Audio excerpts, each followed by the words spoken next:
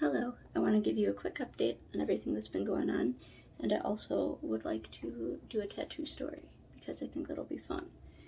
So everything that's been going on in life it's going really good right now. With the case, it got delayed because our judge was out for surgery and we didn't get picked up in swing court, thankfully, because I found out the day before that he has another victim and she is going forward for a restraining order. So he'll have 3 women who have restraining orders against him that I'm aware of. And on top of that, I'm not the only person he has domestic violence charges against. And I found out he was lying about why he's going to court, even though it's public record. Most people don't CCAP their friends or look up their friends or pay to have a background check, even though CCAP's free. However, I know that he knows that he put his hands on me. I know that he knows that because he said that it wasn't himself and he thought about it. So I know he at least knows because he's got to. So that gives me some solace, even though it's horrible to hear that you were lied about. It's good that he knows because it was a horrible experience. And I feel like when you're with somebody abusive, they don't realize how much it just mentally destroys you.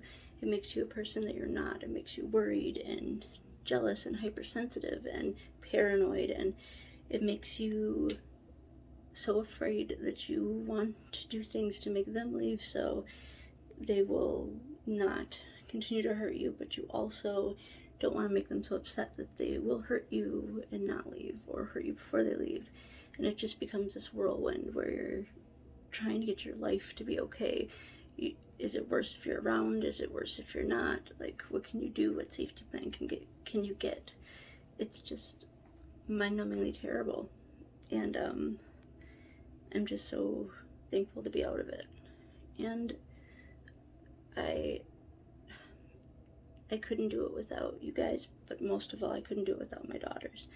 They are so much happier now, and I've just dedicated my whole life to them and showing them what I should have always shown them, which is a safe and beautiful environment, but also learning them, playing with them, really exploring their minds in these important years, so they always know that they're loved and have somebody and can really have a good upbringing.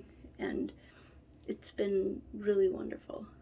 I have the best counselor in the world who has really just helped me to find myself again, to not hate myself for all the things that were said to me and all the things that were done, but to be the best mom I can be.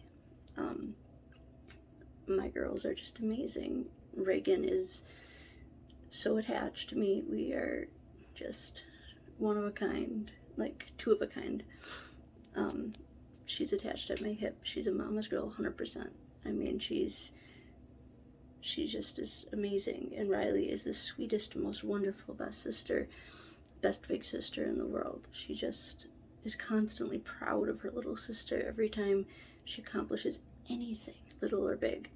And she loves to teach her. She loves to teach her letters and songs and art, and it's amazing, and music, and it is so cool. I was looking at them, and they have the exact same hair color and the exact same eye color, and it's the most incredible thing in the world. It's like they're spitting images of each other, and it makes me so happy to see that they just flourish together so much. But I wanted to, since today has been, kind of serious, and a lot of stuff we talk about is serious, especially now that there's another person who was hurt, unfortunately, and she seems like a lovely lady, and I feel very bad for her and anyone else who has been hurt or used. So I want to tell a light story, so there's something positive, but I also want to remind you guys that if you're in this situation and you always have to start somewhere, basically. And when you're in those situations, it really makes you doubt and hate yourself, especially because when you have somebody that's physically hurting you and mentally, it makes you so badly want to understand that person, to understand why they could do it to you, that you kind of start just losing grip on yourself and being so focused on every little ounce of reality and every little thing that it drives you mad, and you just become someone you're not, because you're so vulnerable and so shook up, or things that you loved, like music or certain songs, certain anything, you start to hate them because you are so on edge. Your whole world could change at any moment. You don't know what's true, what's not. And these abusers don't realize that they really just shake a human being. They can take the most lovely human being who really does love certain things, and those actions, that distrust they cause, turns their mind into such a mess that it really just changes the structure of everything. And it makes you want to protect things. It makes you fearful. It's just a horrible way to live. So I think that's one thing that's not talked about enough, is how when things happen, when that physical line is crossed and you don't just leave right away, it really starts to tear a person apart and who they are. And I think abusers need to know too that maybe the person changed in a relationship, but they changed because of what happened. They can't just look past getting beaten. They can't just look past being elbowed in the head and kicked in the face. They can't. It doesn't matter if you were drunk, doesn't matter what happened. It's something that changes you in that relationship or in that situation, and you can't just let it go. And it's so wonderful to get away and find yourself again and find peace. I have dedicated my whole life to just being here for the girls and being the best mom I can be. And you can't be the best mom you can be with someone hurting you, and to the point where you're afraid because you know when you're around, the person could be triggered to hurt you even worse, and you don't know what to do or how to function. It's just terrifying. And I just want to tell everybody out there that no matter what happened, no matter who you are, you could be anything in the world. You could have never been hurt before. You could have had 100 people hurt you. You could have had anything. It doesn't lessen what happened. If somebody physically or mentally is hurting you, but especially physically, because that's what we're talking about right now, it's no less just because of who you are. It's not less important because it's not the first person, or because it is the first person. It's not less important because you've been getting upset too, or all of a sudden you're starting to be jealous when you weren't. It doesn't change what happened. What happened is still a crime. What happened is still wrong. And no matter what in your life you've done, you could be Pamela Anderson, you could be a huge porn star, and she can be beaten, she can be raped. It doesn't lessen that. So never feel bad standing up for yourself, no matter what walk in life you've been through. Because one, they know what they did. They know they hurt you. Two, in my situation, I've had my grandparents have to pull this person off of me while I was holding our 1 week old. And that's scary. I mean, it's my 1 week old technically, because it's not 99% not his. And he has never adopted her, never had DNA, nothing. And he hurt her too. He'd hold her arm still so she couldn't move. He would do things that were seen by others, not just me, and not right. And now that he's gone, and now that I'm safe and able to realize why I felt how I felt, and why I was so hesitant to be me and to live it. It's like now everything can be peaceful internally. It can be okay. especially for the girls. I mean, the moment that the chaos was gone, even if it was still shocking or afraid, they were all of a sudden best buddies and just so happy. It was safe. And that is a kind of love that it changes your world. It changes your world to see that they can now be just themselves and happy. And I love them so much. And I know that they're the best kids ever.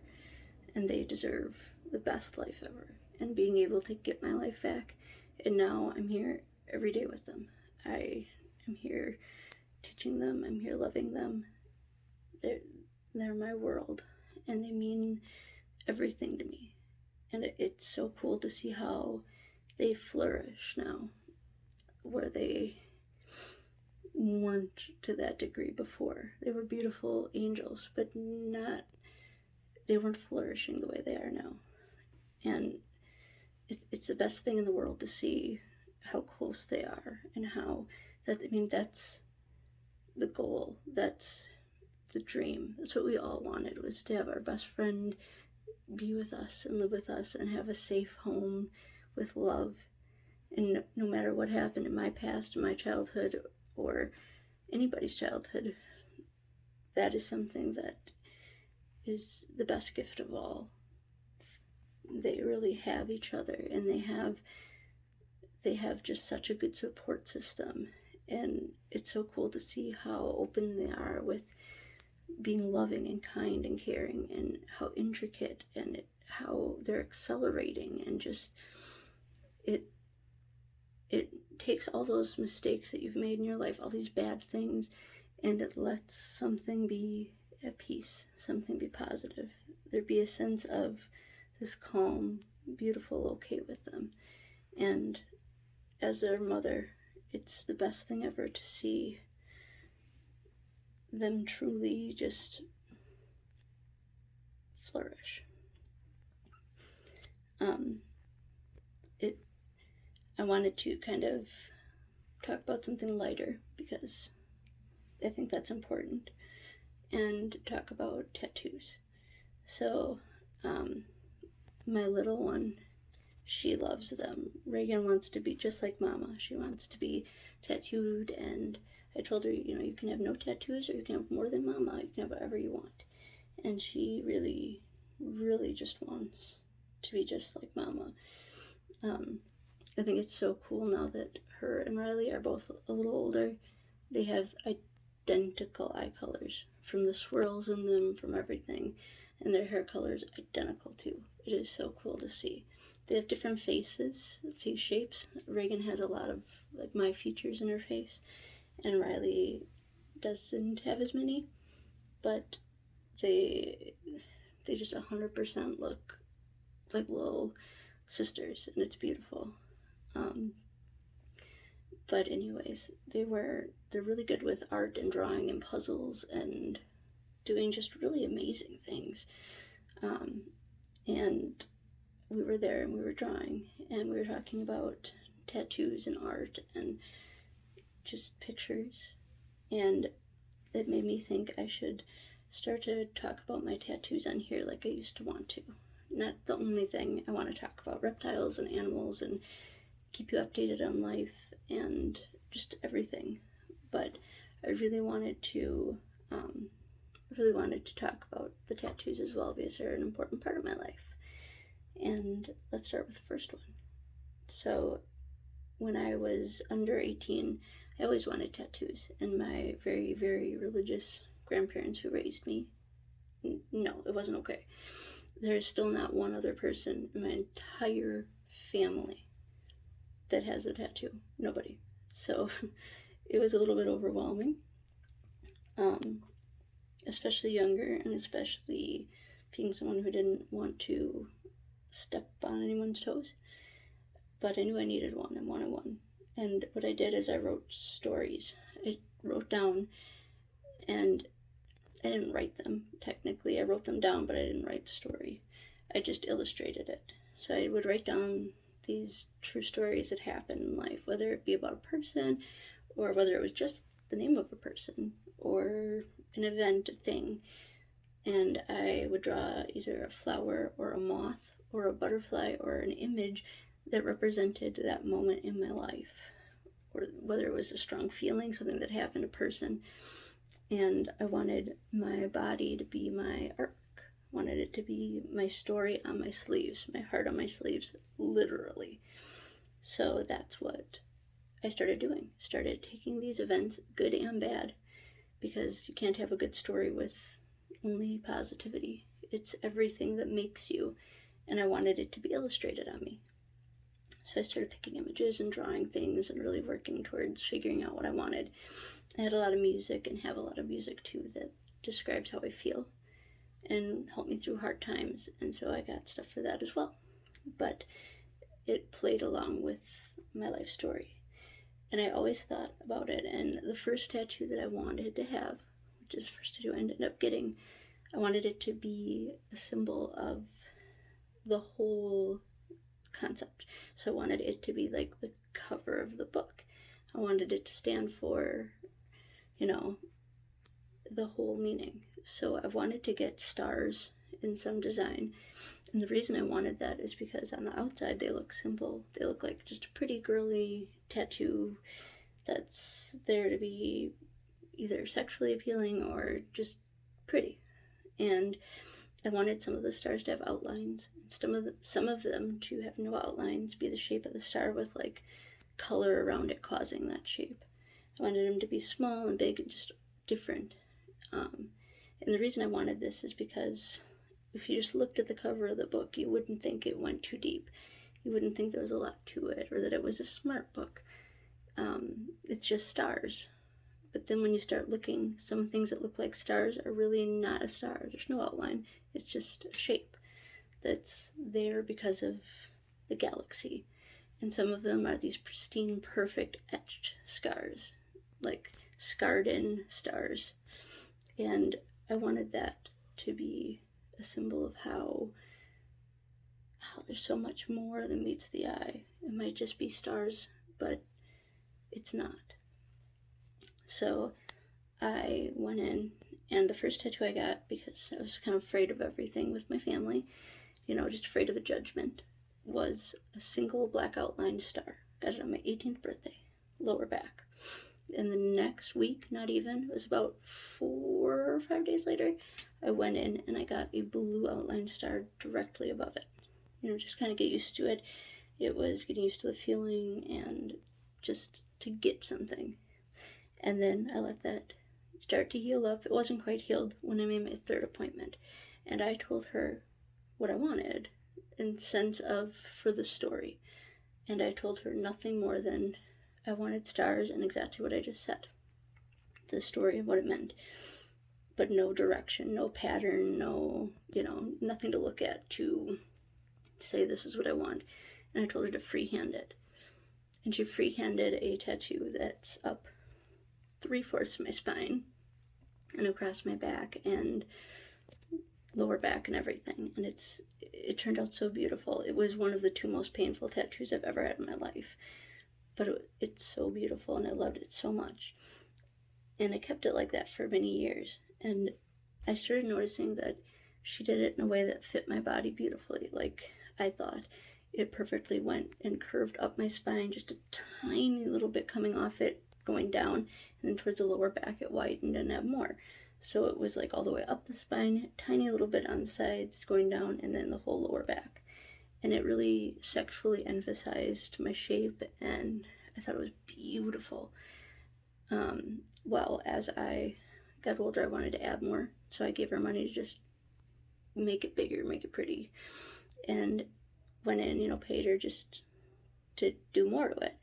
And she did, and she added a lot more galaxy look to it, and colors and swirls, whatever, more stars. And then she made it like taller and also made it wider, and just across my back, basically. It wasn't just down my spine anymore. It went across in many areas, and it was really elaborate and beautiful.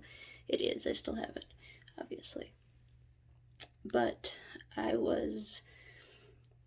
At first I was insecure because I thought the other tattoo was more slimming, and I thought it was sexual. I thought it was a really pretty tattoo. It was part of what bugged me, is that I thought it didn't fit the meaning that was in my head. It was just sexual the more I looked at it. But at first I thought it was going to widen me, and I was just not as pretty. And now that I'm older, I could not be more thankful that I had that done. I look at the old pictures and it just looked simple and it was pretty, but it wasn't me.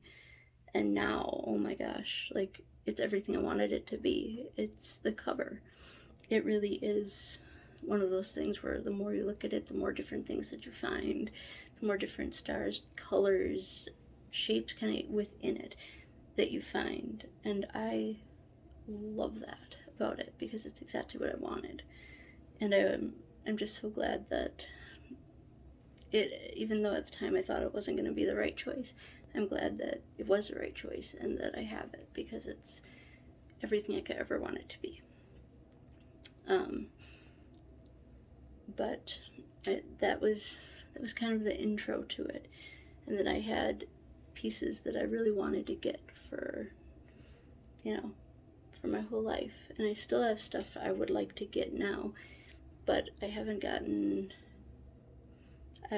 tattooed in a couple of years, so it's been a while. I would love to elaborate and get more and touch up some stuff, but for right now, that's not my focus at all. Any extra money that I have goes right into getting the girls a gift or doing something really fun with them, something educational. And I'm just really blessed to have them. I'd much rather spend it on them. But the last tattoo I actually got was to get Reagan's name on me, because I have Riley's, obviously, and I really needed to get hers in an obvious spot too. But I would still really like to go and get more, and I will. In general, I will get more, but right now it's not the focus. However, they still mean the world to me, and I wanted to really have a place where I could start telling stories. If you guys like this, I can actually do like a tattoo tour. I'll need a couple of different parts to do the whole thing, and I can tell some of the stories behind the tattoos, what they meant. Some of them are really serious, and some of them are really lighthearted and really, really beautiful. So I'm pretty hopeful that when I look back and have grandkids and am still advocating for animals, that I can look at my skin and see that it was just the best thing in the world to do.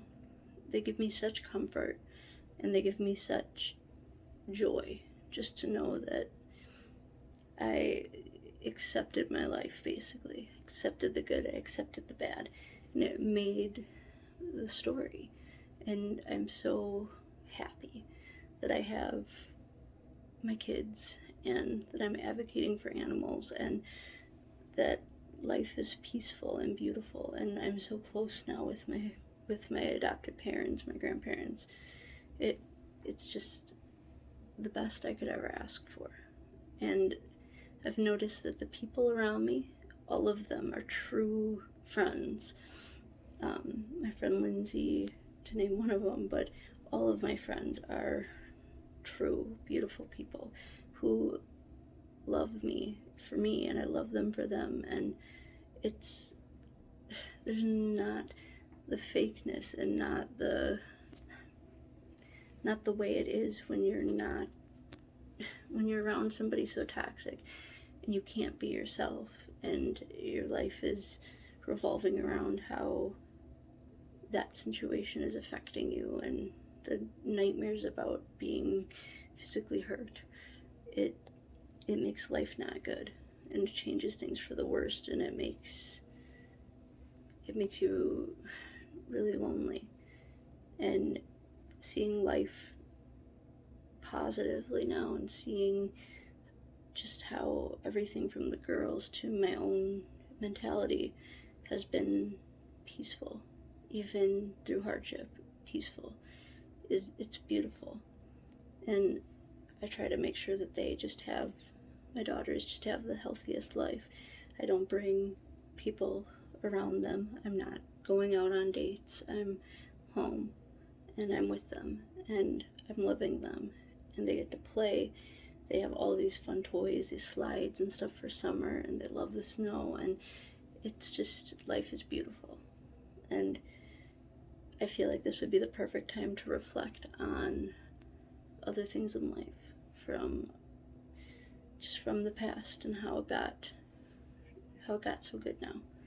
So I think it would be a really interesting way to do it, to talk about a few of the tattoos I have. Not all of them, obviously, because that would take a lot. But I would love to do it, and I would love to talk about what I still want to get in the future. So if you guys are interested, I would love to talk more. I would also like to do a video just kind of touching on things I do to help my PTSD when it's acting up. Things I do to really focus and handle situations, especially with talking to a DA and, stressful things happening while PTSD is involved, is really hard. And I would love to elaborate and get to really talk and share those experiences with you guys, and share how my depression has gotten way better and how the PTSD is now a lot more manageable, with especially without having somebody around you that's lying and physically hurting you to the point where it drives you crazy.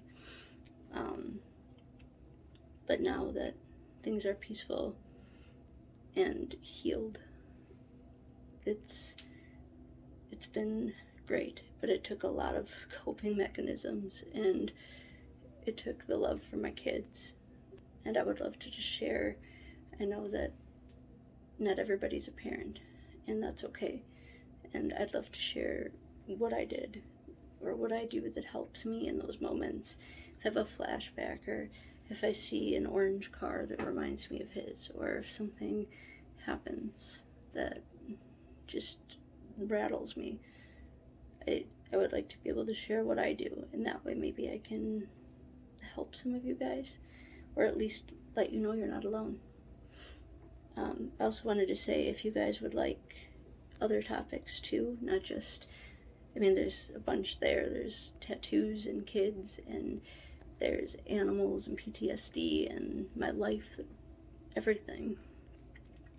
But if you guys would like to talk about other things too, and really, really dive into them, things that, things that I've done, things that I've had to overcome, anything, mental health, the world, the state of the world, addictions of the very far past, anything. I would really like to share my experiences and open up with you guys, if it's something you'd want. I think that through life, it's easy to just segregate yourself away from everything and keep your trauma kind of backed up and behind this wall, and that doesn't help anything. It just makes it way harder to get help one day, and it makes it way longer to the finish line of being healed or better, or at least managing happily. And that's something that I didn't realize soon enough, in my opinion. But I'm so glad I realized it. I'm so glad that I can be there in a way that I would want a mom to be there for me, and a friend to be there for people. So if you guys would like to really talk about everything, I'd love to talk. I would also love to talk about the light things in life, like OnlyFans, and how to be able to look at yourself in a picture again after some of the stuff a bad person has told me, how to get confidence back, or drawing with the girls, having fun playing games, or anything. Art, music, TV shows that are interesting, even though I haven't watched anything new in years. Anything. YouTubers that I like. YouTubers that are kid-friendly, that aren't just CoComelon, that, you know, the kids like too. Just any topic. I would really, really love to just start a conversation about everything, because when you're trying to live life, if you feel a need to keep certain things back and keep certain things away, it really can be detrimental, because if you're used to being quiet about what's going on, it can cause the situation that I ended up in, where you're quiet about getting hurt or quiet about something serious. So I think it's important to talk openly, and I've been living my life the last few years since getting away just as an open book. What I think I say, and even if it's not right or good, you just have to face what it is. And I would really love to talk to you guys. So please let me know how you all are. Know that I appreciate you guys so much, and I love you guys, because without you guys, this journey would have been a lot harder. You mean the world to me, and please stay safe and warm this winter. I look forward to talking to you